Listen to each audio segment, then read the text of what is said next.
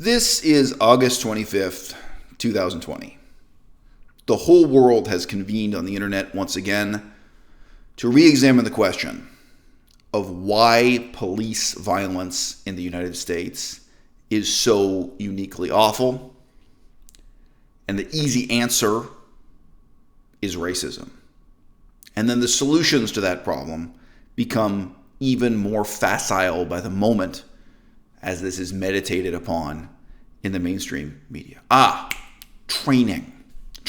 Training will solve the problem.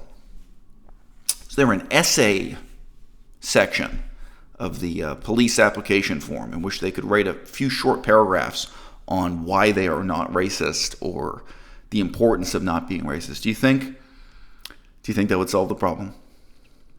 Racism is a profound problem in the United States of America, but it can also be profoundly distracting. The quality of justice, the professionalism of police forces. What can you do to increase the quality of the justice system as a whole? What can you do to improve the professionalism, the compassion, the caring nature of police as individual people? It's not going to be something as simple as adding an essay question or adding a unit of training on racism and cultural sensitivity. This use of the concept of training as if these really profound personal character traits were something that could be imbued from a bureaucratic checklist. I mean, like, are you sure you gave them training to make sure they're not racist? Are you sure you gave them training to make sure they're compassionate or professional? Like, there are some technical skills that you can just test for and you can achieve through training. Does somebody know how to tie a necktie? Okay. Does somebody know the correct procedure for how to pull the cord on a parachute if the airplane crashes? Right. There are some things that you can put on a bureaucratic checklist. But with policing, what we're mostly concerned with, one, is filtering the type of person who would apply for the job, who would be accepted into the job, and who would keep the job, who would not quit to move on to something else because it doesn't suit their character. This is one probably the most fundamental, most profoundly important question of how to improve the quality of policing, is to improve the selection of who becomes a cop and the retention of who remains a cop, as opposed to who decides, hey, this is not for me. I, by my temperament, by my character, am not suited. This is most obvious. The second is to recognize the profound effect of the process of education, the process of professionalization, which is something I think we're reluctant to face up to. And then very closely parallel, the third and final point, is to recognize the way the job itself also profoundly changes your character traits. So this is something we don't like to think about in this culture, right? What if I had joined the Army at age 21? What kind of person would I be today? Different. It's hard for me to say precisely how different I'd be, but the differences in my character would not come from a bureaucratic checklist of the training that I was to receive, right? What if I had become a police officer at age 21? What kind of man would I be today? Different. And just thinking it through scares me. All right? There are many aspects to my character, and you don't see all of them here on YouTube. All right? I am in many ways a kind and caring and gentle and loving person, not just with my daughter, not just with my girlfriend. Not everybody sees that. There's another side of my character that's tough. I had police trying to intimidate me here in Canada just a few months ago, and man, I was hard to intimidate. And I've had police trying to extort me for money and take me into the police station in third world countries in Southeast Asia, places like Laos and Cambodia. I've had people threaten me and try to kill me in different circumstances. There's a certain side of my character that, which side of my character would develop if I had become a police officer.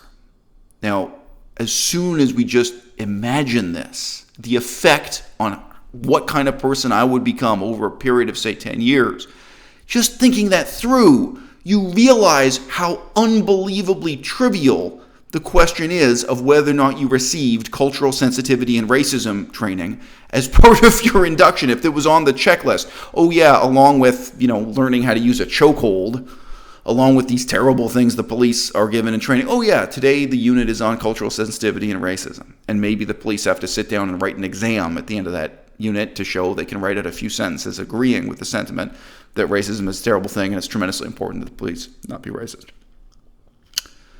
It's hard for us to face up to the extent to which working at Starbucks made us who we are now. I used to work at Starbucks.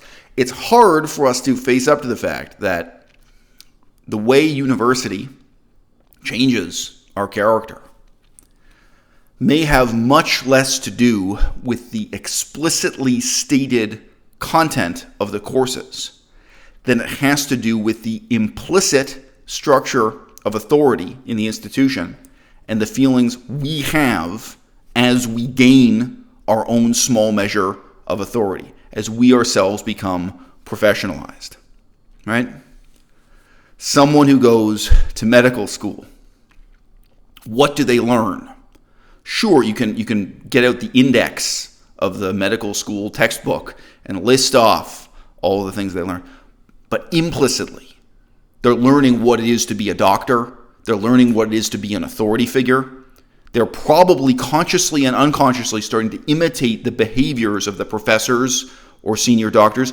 They're gaining a notion of what it is they're entitled to, who it is they have to listen to, and who it is they can tell to shut up, right? Those things can be much more dangerous and terrifying in a hospital, those authoritarian attitudes, than racism, pure and simple. Of course, racism within hospitals, huge problem, right?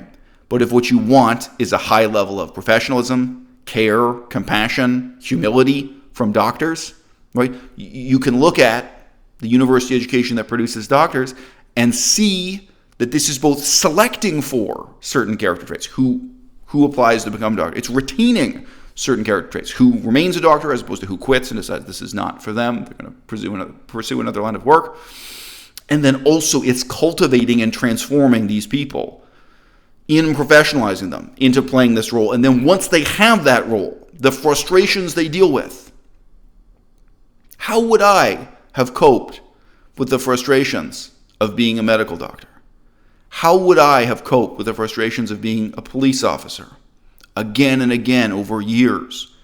I can recognize, just thinking it through, I can recognize this would have profoundly transformed my character. Today, now in my 40s, as very much a fully formed, philosophically complete human being, it's very easy for me to say today, oh, I would never do the terrible things these police officers are doing. Never, never. And if I were a medical doctor, I would never treat someone else the terrible way this or that medical doctor treated me. That is easy for me to say in my 40s, like starting from today, and I even think it's true if I became a doctor today or a police officer today. But